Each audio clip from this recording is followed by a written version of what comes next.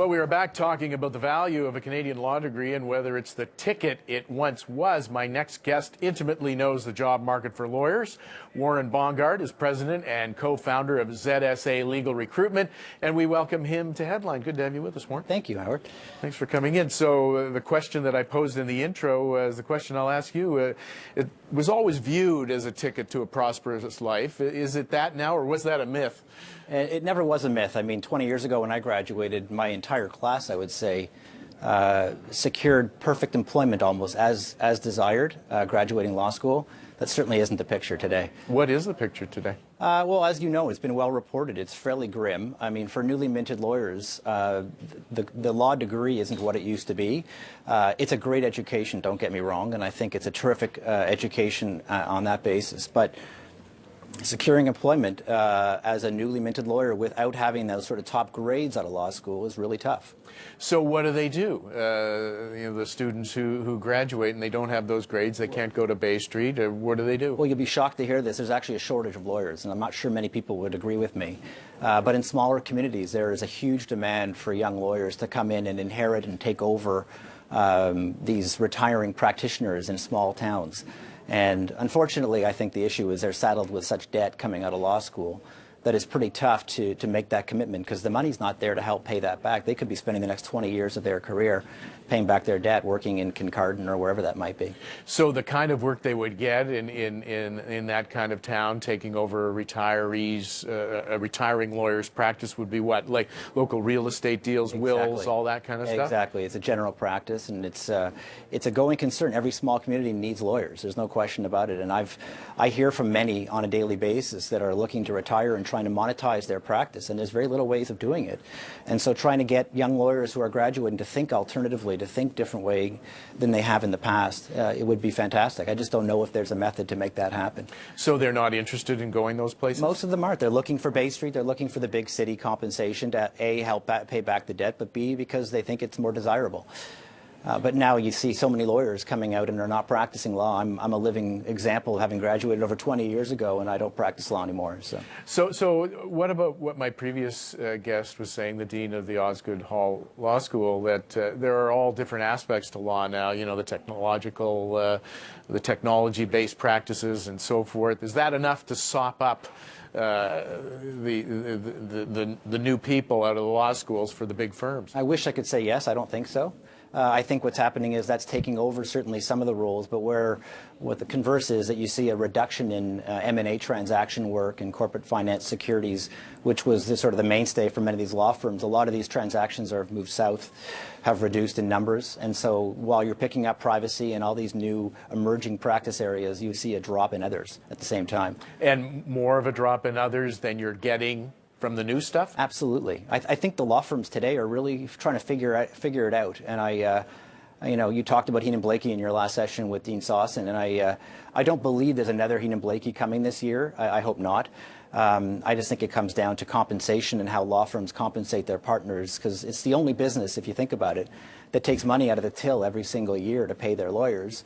Listen, it's a great model. If you're a lawyer, you can make a lot of money, but I think going forward there needs to be a correction in the system. And so is the market in any way, based on what you see, beginning to self-correct? It is. There's a lot of inefficiencies that are being addressed. You see the emergence of these virtual law firms that have come on the scene. Firms like ours are getting numerous requests to fill these vacancies from companies, and the biggest change, I guess, is that corporations are adding lawyers. I mean, corporations look at law departments in banks and in public companies and even private companies. They all have their own lawyers on staff. And more of them? Absolutely. Because of compliance issues, regulation? Well, a lot of it is that, absolutely, Howard, you're right, but also because there's an opportunity to save money. You know, you do the economic model and you realize that actually having a lawyer in-house, if you're spending X dollars every year on outside legals, you can internalize a lot of that, and you end up saving money in the end. So are the students who are coming out of school recognizing that, or are mid-career lawyers starting to see that as an exit strategy from firms where, you know, things are tightening up or other things are happening? Well, partnership at law firms now is so much more meaningful than it ever used to be. And so many are actually looking for the exits to go in-house, to work for large corporations. And the holy grail in-house is the general counsel job, to sort of lead all lawyers within your corporation. But where I also see is lawyers going into non-legal functions within companies. What do you mean? Business development, corporate development. Many, in fact, are going into AML. Anti-money laundering is a big deal in banks now, which is not traditionally law. And there's a ton of growth, as you would guess, in that. So I do believe there's a nice story to be told here, but unfortunately, your question before was about when does it happen. It's usually mid-career, not first year.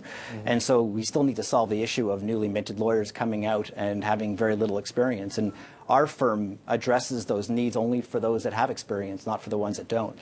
You know, I talked briefly with the dean about what was happening in the United States near the end of the interview. What's your view on what's happening in the United States, and what can we learn from it? Well, I've heard there's even a lawsuit out there that's suing the law school for not gaining or guaranteeing employment thereafter. Who can ever guarantee employment? Oh, exactly. I don't think the law schools are doing anything wrong in Canada. I think they're doing a good job. They need to hold steady, in my view, on their enrollment numbers to be responsible. Are they taking too many in now, some of them? Listen, I think some of them probably are, but it becomes an economic question whether they need more. As long as people going in understand it's a great education and that they aren't guaranteed employment thereafter, I see it as a positive. It is a great way to learn how to think, and that's But is a law school going to tell that student when they sign up that, hey, this is just a great way to think, forget about trying to get a job at the end of it? I certainly don't think they'll be saying that to the students, but I mean, it is one of the benefits you gain, not just how you think, but how you analyze problems, and it enables you to expose yourself to so many different career opportunities, especially for those that don't know what they want to do after an undergraduate degree. Good training for business. Absolutely. Private equity, merchant banking, there's so many different examples. Are those kinds of options being floated in front of people enough these days? Anecdotally, I can tell you banks have had great experiences with lawyers coming out of law school, going into investment banking or just general banking roles. And I don't think there's a big demand out there, yet the banks appreciate the lawyers. So I think it's just a process that needs to happen.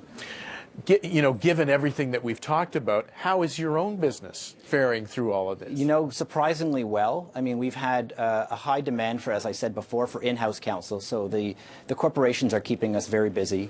And in the law firm world, there's a lot of jockeying for partners with healthy books of business. And so as long as there's that demand, and law firms are trying to find ways to generate more top-line revenue, there will always be demand for lawyers with practices. And you're sure that we won't have another Heenan Blakey this year? I can't be sure, but I'm certainly optimistic it won't happen again. It's at least this year anyway. I read the article recently, and there's some predictions it will, and I'm not such a believer. Okay, well, we'll leave it there. Very good of you to come in today. My pleasure. Thanks for having me. Thank you. That's Warren Bongard. He's president and co-founder of ZSA Legal Recruitment. Coming up next on Headline, a law student's point of view. We'll be right back with more after this. Please stay with us.